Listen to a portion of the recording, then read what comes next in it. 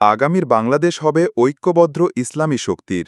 আমরা ইসলাম, দেশ ও মানবতার পক্ষের শক্তিগুলো ঐক্যবদ্ধ হয়ে আগামী দিনে দেশ গড়ার কাজ করতে চাই। আলেম ওলামাদের বাদ দিয়ে কেউ ক্ষমতায় যাওয়ার স্বপ্ন দেখলে সেটা ভুলে যান।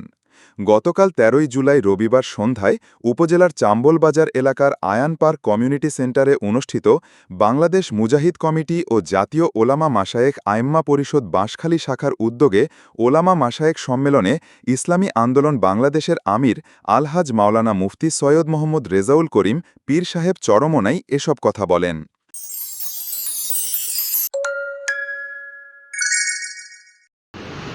এই দেশে শতকরা ৯২ জনের মতো মুসলমান বসবাস করে। এই দেশের রাজধানী ঢাকাকে বলা হয় মসজিদের নগরী। এই দেশের দিকে আপনারা লক্ষ্য করে দেখবেন, আজানের শব্দে বাচ্চাদের ঘুম ভেঙে যায়, আজানের শব্দে বাচ্চারা মায়ের কোলে ঘরে ফিরে যায়। জুমার দিনে মসজিদে আল্লাহর রহমতে মুসল্লি ধরে না। কিন্তু সেই দেশের মধ্যে যে নীতি আদর্শ নিয়ে যারা দেশ পরিচালনা করেছে, সেই নীতি আদর্শের মাধ্যমে আমরা কি পেলাম একটু আগেই আপনাদেরকে স্মরণ করে গেছি। এরপরে তো আপনারা দেখেছেন, যারা এই নীতি আদর্শ লালন করে আবার ক্ষমতায় যেতে চায়, তারা কিভাবে আশরাফুল মাখলুকাত মানুষ এরকম আইয়ামে জাহলিয়াতকে হার মানিয়ে এরকম পাথর দিল, এইভাবে আঘাত করে তাকানো যায়। আমি দেখতেই পারিনি শেষ পর্যন্ত এই ধরনের আচরণগুলো একের পর এক ঘটতেছে, ঘটে যাচ্ছে।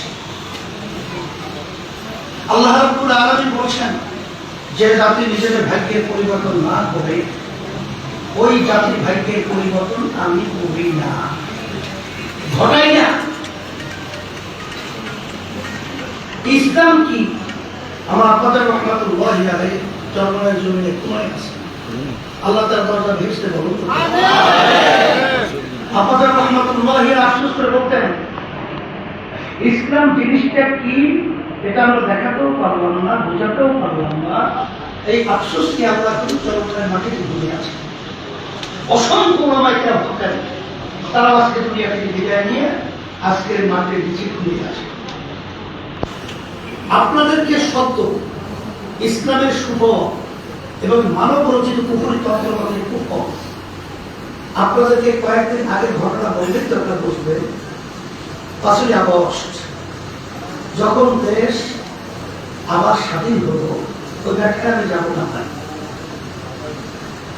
যখন নাকি প্রশাসনিক ভাবে সর্বক্ষেত্রে সব ভেঙে পড়ছে, দেশ এক কথায় অবস্থান, কোথায় কোনো সুন্দর পরিবেশ ছিল না।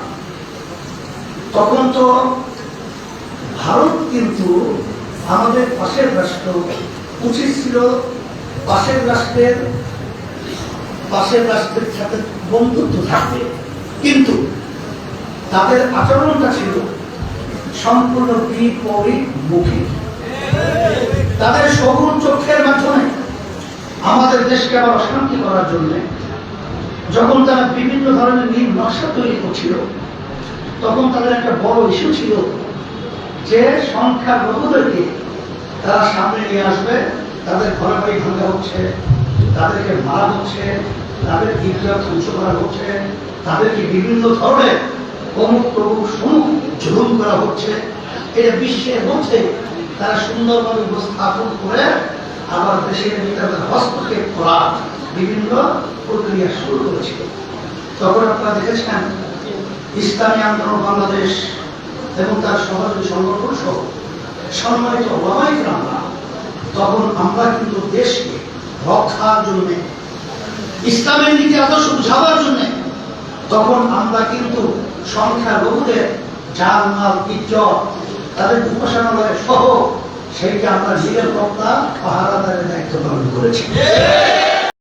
বাঁশখালী চাম্বল বড় মাদ্রাসার মোহতামিম পীরে কামেল আল্লামা শাহ আব্দুল জলিলের সভাপতিত্বে অনুষ্ঠিত সম্মেলনে আরও উপস্থিত ও বক্তব্য রাখেন জাতীয় ওলামা মাশায়েখ আইম্মা পরিষদের উপদেষ্টা আল্লামা ওবায়দুল্লাহ হামজা, মাওলানা হাফেজ ফরিদ আহমেদ আনসারি, নেজামে ইসলাম পার্টির মহাসচিব মাওলানা মুসা বিন ইজাহার, ইসলামী আন্দোলন চট্টগ্রাম মহানগর সভাপতি আলহাজ জান্নাতুল ইসলাম, পুকুরিয়া মাদ্রাসার মোহতামিম মাওলানা হাফেজ নূর আহমেদ, মাওলানা নুরুল হক, মাওলানা এজাজ, উপজেলা জামাতের আমির অধ্যক্ষ মাওলানা ইসমাইল, সহকারী আমির মোহাম্মদ আরিফুল্লাহ, চাম্বল মাদ্রাসার নির্বাহী পরিচালক মাওলানা ফোজাইল বিন আব্দুল জলিল, জলদি মাদ্রাসার নির্বাহী পরিচালক হাফেজ আব্দুর রহমান, সংগঠনের সাধারণ সম্পাদক মাওলানা মাহমুদুল ইসলামের সঞ্চালনায় উপস্থিত ছিলেন দক্ষিণ জেলা সভাপতি মাওলানা মুজাহিদ সগির আহমেদ চৌধুরী, মাওলানা হাফেজ রুহুল্লাহ তালুকদার, মুফতি নুরুল আমিন, মাওলানা এস এম ফয়জুল্লাহ প্রমুখ।